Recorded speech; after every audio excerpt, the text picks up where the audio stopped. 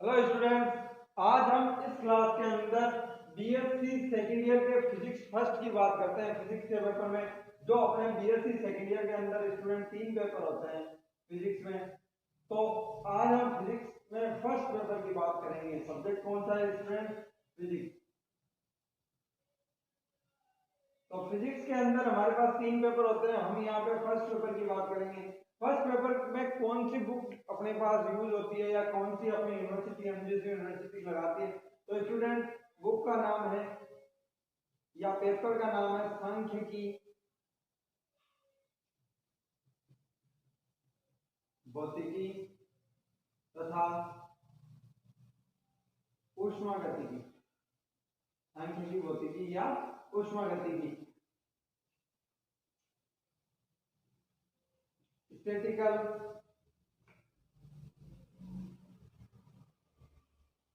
Physics and thermodynamics.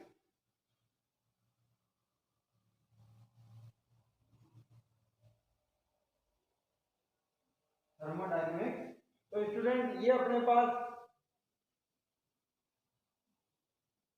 तो physics first का जो पेपर है स्टैटिस्टिकल फिजिक्स एंड थर्मोडायनेमिक्स और सांख्यिकी, भौतिकी तथा ऊष्मागतिकी, तो इसके हम पहली यूनिट की यहाँ पे चर्चा करेंगे। सबसे पहले तो unit first.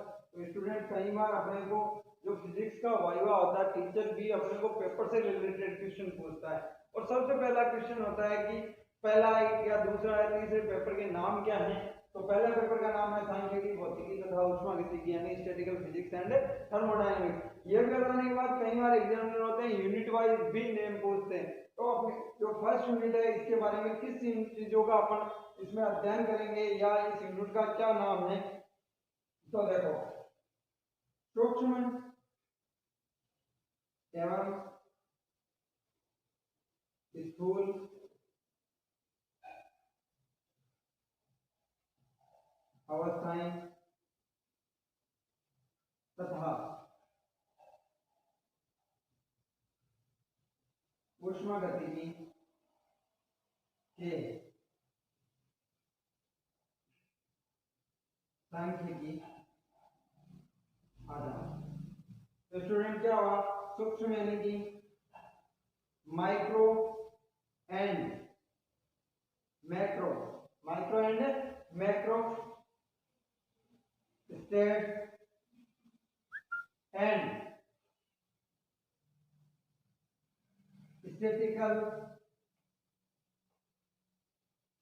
Basis of thermodynamics. तो स्टूडेंट अपनी जो फर्स्ट यूनिट है उसका क्या नाम है? Micro and macro states and statistical basis of thermodynamics यानी कि सूक्ष्म एवं स्थूल अवस्थाएं तथा ऊष्मागतिकी का सांख्यिकी आधार। तो ये अपने यूनिट फर्स्ट की डेफिनेशन। अब हम बात करते हैं यूनिट फर्स्ट क्या है और उसके अंदर क्या क्या चीज है। तो आज हम इस क्लास के अंदर मोस्ट इंपोर्टेंट डेफिनेशन है जो अपने चैप्टर शुरू होता है सूक्ष्म एवं स्थूल अवस्थाएं, तो इनके बारे में अध्ययन करते हैं कि सूक्ष्म और स्थूल अवस्थाएं होती क्या है। तो देखो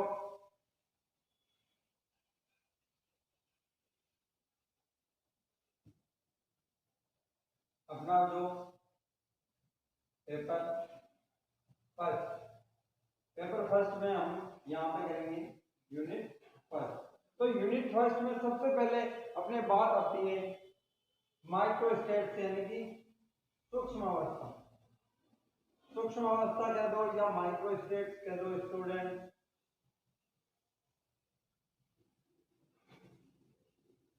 माइक्रो स्टेट या सूक्ष्म अवस्था, तो इसके लिए क्या हो जाएगा, क्या डेफिनेशन होगी? किसी निकाय की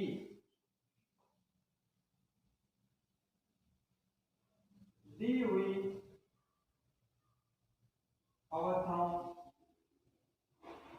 दी हुई अवस्थाओं के संगत, दी हुई अवस्थाओं के संगत कणों या अणुओं की किसी एक व्यवस्था को उस निकाय की सूक्ष्म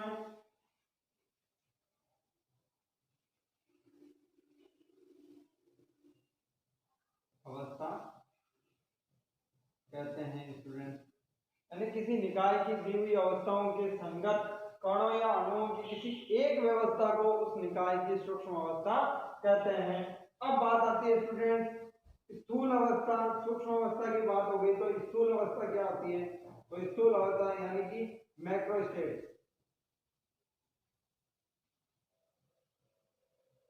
तो मैक्रो स्टेट क्या होती है फ्रेंड्स?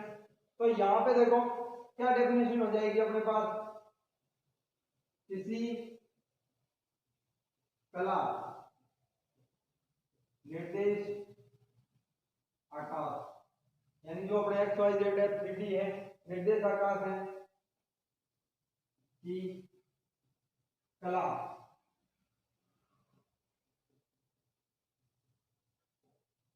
कोशिकाओं में कला बिंदुओं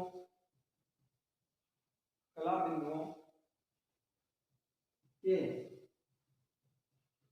वितरण या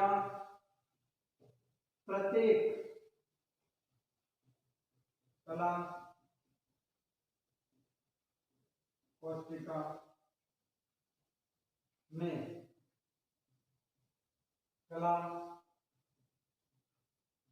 कला बिंदुओं की संख्या के वितरण से प्राप्त अवस्था को निकाय की स्थूल या मैक्रो स्टेट या स्थूल अवस्था कहते हैं। तो स्टूडेंट क्या डेफिनेशन हो गई? किसी कला निर्देश आकाश की कला कोष्टिका के कला बिंदुओं के वितरण या प्रत्येक कला कोष्टिका में कला बिंदुओं की संख्या के वितरण से प्राप्त जो अवस्था आएगी वो उस निकाय की स्थूल अवस्था कहलाती है, यानी कि उस वितरण की प्राप्त अवस्था को निकाय की स्थूल अवस्था कहते हैं। तो ये अपने पास माइक्रो एंड मैक्रो स्टेट सही स्टूडेंट। माइक्रो स्टेट क्या थी? सूक्ष्म अवस्था किसी निकाय की दी हुई अवस्था के संगत कणों या अणुओं की संख्या होगी, वो उनकी एक व्यवस्था होगी, कोई सी भी एक, तो वो उस निकाय की सूक्ष्म अवस्था होगी। यहाँ पे कह रहा है कि किसी कला निर्देशक यानी 3D के अंदर कोई भी कला कोशिका है, उसमें कला बिंदुओं के वितरण अपन एकांक कोई भी कोशिका ले सकते हैं, क्यूब ले सकते हैं, जो 3D के अंदर कोई भी पार्टिकल उसका निकाय लेंगे, छोटा सा निकाय, तो उसमें जो कला बिंदुओं का वितरण होगा किस प्रकार से होता है, या एक प्रत्येक कला कोशिका में कला बिंदुओं की वितरण से संख्या से जो वितरण प्राप्त होता है कितने प्रकार से हो सकता है, तो वो निकाय की स्थूल अवस्था होगी। तो स्टूडेंट ये तो डेफिनेशन हुई। अब हम इस डेफिनेशन को एग्जांपल से क्लियर करते हैं कि क्या हो सकता है। देखो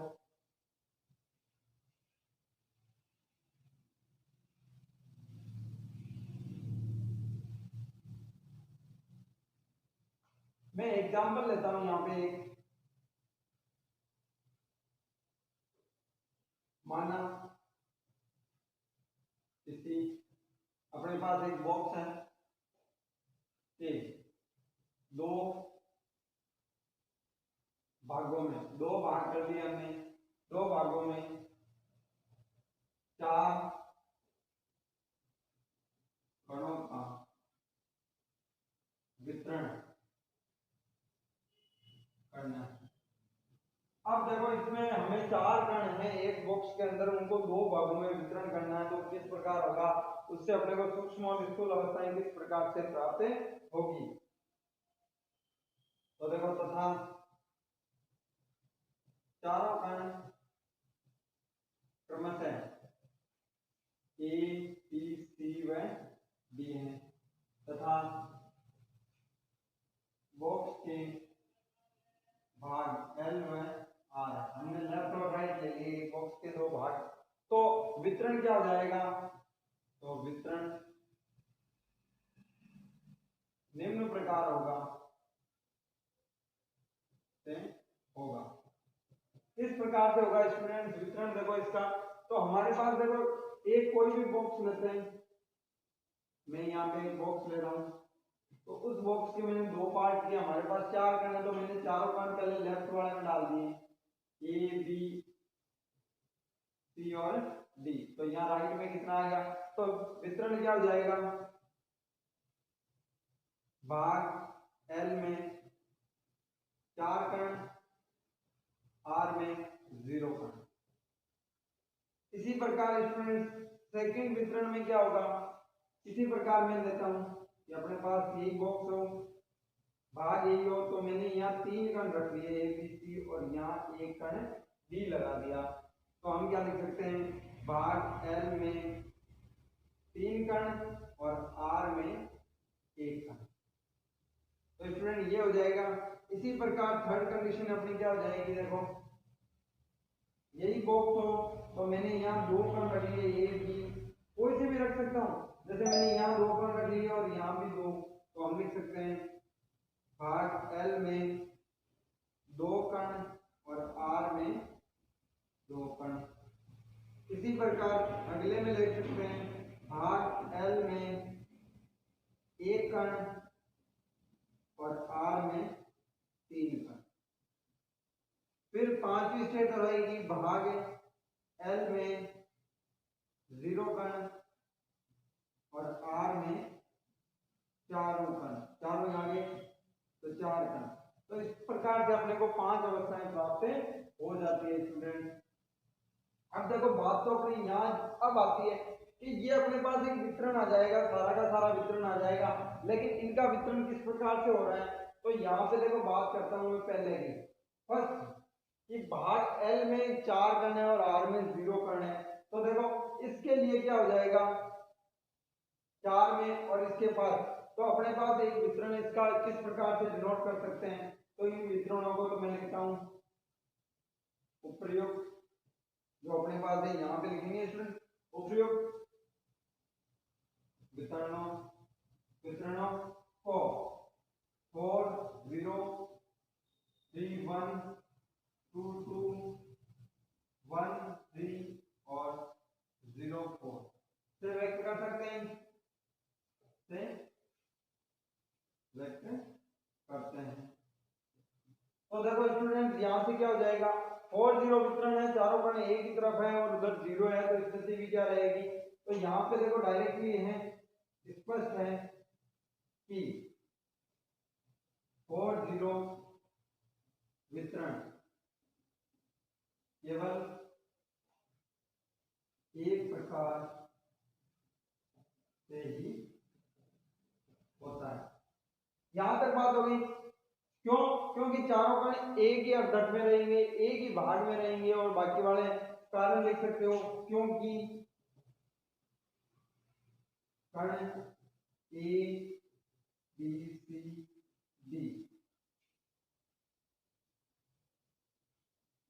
भाग एल में आर में कोई कण नहीं। क्लियर स्टूडेंट, तो इस प्रकार से अपने पास आ गए तथा 3 1 वितरण निम्न प्रकार से संभव है। इस प्रकार से संभव है स्टूडेंट। तो देखो मैं यहाँ पे एक लाइन बनाता हूँ, अपने पास एक बॉक्स के ऊपर अपना एक टेबल बनाते हैं जिसके पार्ट एल और आर लिए हैं। तो देखो एल में सबसे पहले 3 कण दिए हैं, तो मैंने मान लिया ए बी और सी आए हैं, तो यहाँ कण आ गया डी। अब हमारे पास हमने मान लिया कि उसमें ए बी और डी आए हैं, तो यहाँ पे आर में आ गया सी। यदि मेरे पास यहाँ ए सी और डी आए हुए हों, तो ये कण आ जाएगा यहाँ पे, कौन सा आ जाएगा बी। अब मैंने मान लिया यहाँ बी सी और डी कण आए हुए हैं, तो यहाँ कौन आ जाएगा ए। तो इस प्रकार से कितनी अवस्थाएं हो जाएगी 1 2 3 और 4 व्यवस्थाएं हो जाएगी। इनको एक तरफ 3 कण रखने हैं और एक तरफ 1 कण रखना है। तो इसी प्रकार स्टूडेंट नेक्स्ट के लिए क्या हो जाएगा, इसी प्रकार 2 वितरण के लिए अब 2 वितरण के लिए क्या होगा स्टूडेंट्स, तो 2 वितरण के लिए हम देते हैं देखो एल और आर। अगला कह रहा है कि हमने ए और बी दो कण एल में रख लिए, तो यहाँ कौन से आ जाएंगे, सी और डी आ जाएंगे, क्योंकि एल और आर में 2 कण है स्टूडेंट थर्ड कंडीशन के लिए। फिर वो कह रहा है कि नहीं ये नहीं रखनी, मेरे को ए और डी रखना है, तो कोई नहीं है बी और सी आ जाएगा। फिर वो कहता है नहीं यहाँ पे ए और सी रखना है, तो यहाँ आ जाएगा बी और डी। अब अगला कहता है नहीं ये चीज तो नहीं आ रही, यहाँ अपने पास बी का आना चाहिए और डी आना चाहिए, तो यहाँ आ जाएगा ए और डी। अब कहते हैं कि नहीं ये भी सही नहीं है, तो यहाँ आना चाहिए बी और सी, तो यहाँ आ जाएगा ए और डी। अब अगला कोई कहता है कि ये भी अपने पास दिक्कत कर रहा है, तो यहाँ पे मैं कहता हूँ सी और डी आए, तो यहाँ आ जाएगा ए और बी। अब देखो ए बी के साथ, सी के साथ, डी के साथ आ गया, बी आ गया, ए के साथ आ गया, सी के साथ और डी के साथ आ गया। इसी प्रकार सी ए के, बी के और डी के साथ आ गया। तो इस प्रकार से टोटल अपनी अवस्थाएं होगी, संभव वितरण हो गया। तो कितनी प्रकार वाले, 1 2 3 4 5 और 6 प्रकार से ये वितरण व्यवस्था हो गई स्टूडेंट। तो अब इस प्रकार से हम 3 के लिए लेंगे, 1 और 3 के लिए, तो वो भी इसी प्रकार संभव होगी। फिर 0 और 4 के लिए लेंगे तो वो एक प्रकार आएगी, क्योंकि चारों कण आर के अंदर है। तो स्टूडेंट क्या हो जाएगा, देखो मैं इरेज कर रहा हूं, आप देखो उतार लो इसको आराम से, आप वीडियो को आराम से पॉज करके आराम से उतार सकते हो, यहाँ कोई दिक्कत नहीं है।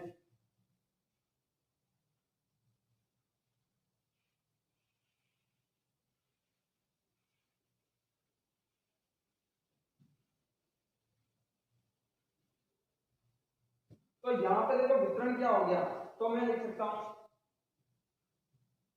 इसी प्रकार 3।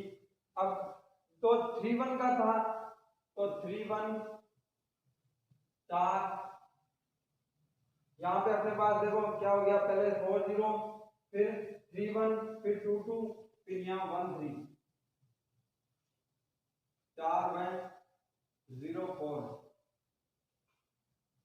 एक प्रकार से संभव है।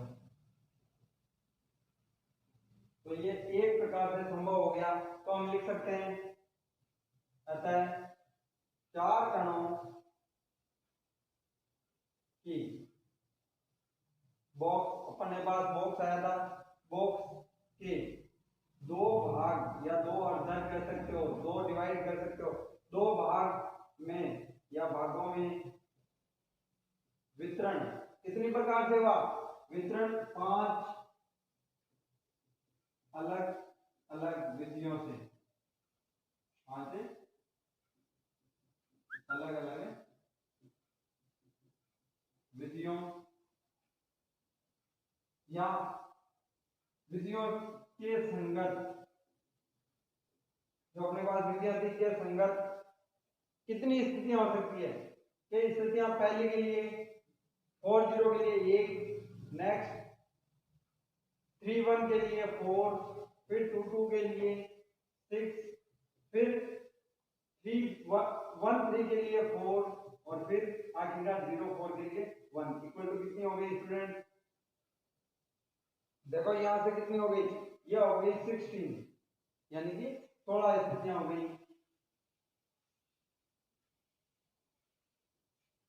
तो हम क्या लिख सकते हैं, तो स्थितियां हो सकती हैं, स्थितियां हो सकती हैं।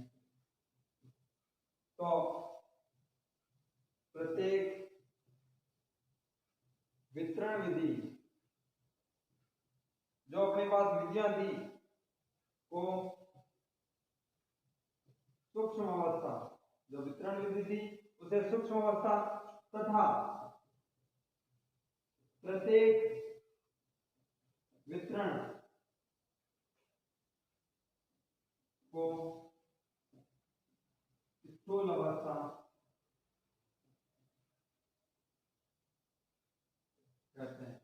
यही अपनी डेफिनेशन है कि वितरण विधियां होंगी जितनी भी उन्हें सूक्ष्म अवस्थाएं कहेंगे, और जो वितरण होंगे, जो वितरण की कला कोशिकाओं की जो प्राप्त अवस्था होगी वो अपनी स्थूल अवस्था कहलाती है।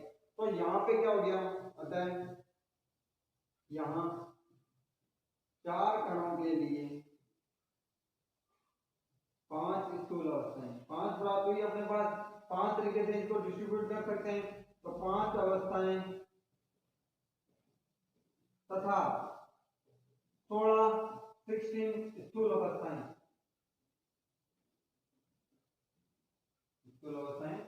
प्राप्त होती हैं। तो इस प्रकार से स्टूडेंट अपने को सूक्ष्म अवस्थाएं और स्थूल अवस्थाएं प्राप्त कर सकते हैं। अब हमारे पास जो एग्जाम्पल आ गया, अब इस एग्जाम्पल से क्या इंपॉर्टेंट निष्कर्ष निकलते हैं, तो देखो इंपॉर्टेंट निष्कर्ष क्या होंगे, आप आराम से इसको कॉपी कर सकते हो। और प्रत्येक स्टूडेंट से मैं कहना चाहूंगा आप पेन और पेपर हाथ में रखिए, जिससे कि आप नोट करते रहें।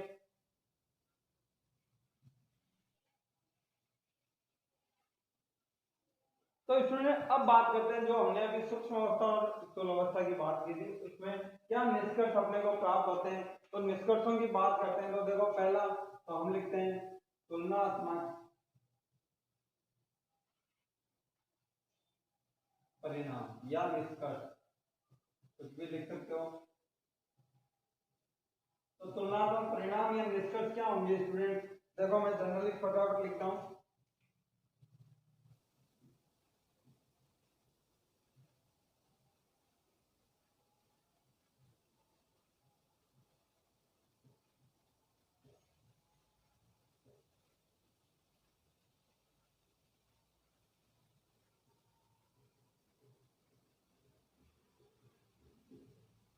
तो स्टूडेंट ये अपने पास तुलनात्मक परिणाम प्राप्त होता है। तो देखो यहाँ मैंने थोड़ा फास्ट से लिख दिया, तो अपने देखो अध्ययन करते हैं।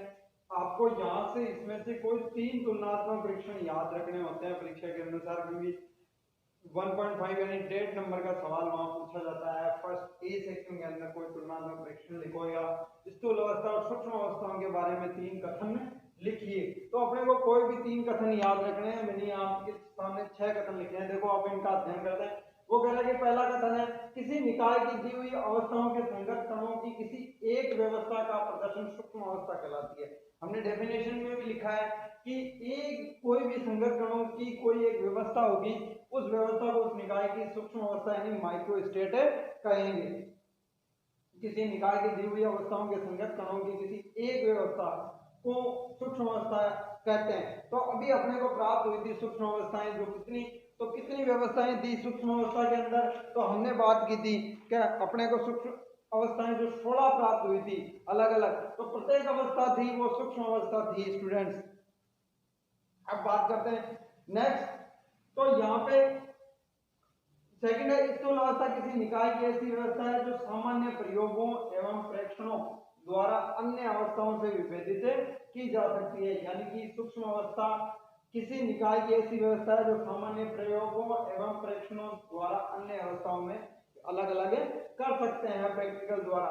फिर बात आती है किसी एक स्थूल अवस्था के संगत 2 सूक्ष्म अवस्थाओं को प्रायोगिक रूप से नहीं माना जा सकता। यानी एक स्थूल अवस्था आती है अपने पास, तो उस स्थूल अवस्था के संगत ही आपके पास एक सूक्ष्म अवस्थाएं होती है। फिर होगा चौथा, किसी एक स्थूल अवस्था के संगत कई सूक्ष्म अवस्थाएं हो सकती है। एक सूक्ष्म अवस्था के अंदर कई स्थूल अवस्थाएं नहीं हो सकती, लेकिन एक स्थूल अवस्था के संगत कई सूक्ष्म अवस्थाएं हो सकती है स्टूडेंट। तो अपने पास सीधी सी बात आ रही है। फिर बात आती है कि निकाय की स्थूल अवस्था होती है वो अनचेंज होती है, यानी अपरिवर्तित होती है। स्थूल अवस्था हम अलग अलग रूप में नहीं देख सकते, एक जो फिक्स आ गई स्थूल अवस्था वो फिक्स ही रहती है। छठा है अपने पास किसी सभी सूक्ष्म अवस्थाएं समान रूप से प्रायिक होती है, यानी कि सेम टू सेम आ सकती है। अर्थात कोई एक सूक्ष्म अवस्था जितनी संख्या में होगी उतनी संख्या में अन्य सूक्ष्म अवस्था भी आ सकती है। हमने अभी बात की थी कि स्थूल अवस्था सेकंड थी, उसकी सूक्ष्म अवस्थाएं 4 आई, लेकिन अपने पास जो चौथी स्थूल अवस्था थी उसमें भी सूक्ष्म अवस्थाएं 4 आई। तो यानी कि प्रायिकता सेम हो सकती है उनकी, वो प्रायिक होती है, प्रोबेब होती है, तो उनकी प्रोबेबिलिटी भी सेम हो सकती है। तो स्टूडेंट ये आपके पास निष्कर्ष हैं, आराम से वीडियो पॉज करके आप बता सकते हो। फिर देखो यहाँ पे ये बात हुई अपने सूक्ष्म अवस्था और स्थूल अवस्था की, माइक्रो एंड मैक्रो स्टेट्स की। अब स्टूडेंट हम बात करते हैं कि इनसे इनकी प्रायिकता क्या होती है, थर्मोडायनेमिक्स प्रोबेबिलिटी क्या होती है, जो हम नेक्स्ट क्लास में करते हैं। तब तक आप पढ़ते रहिए। Thank you.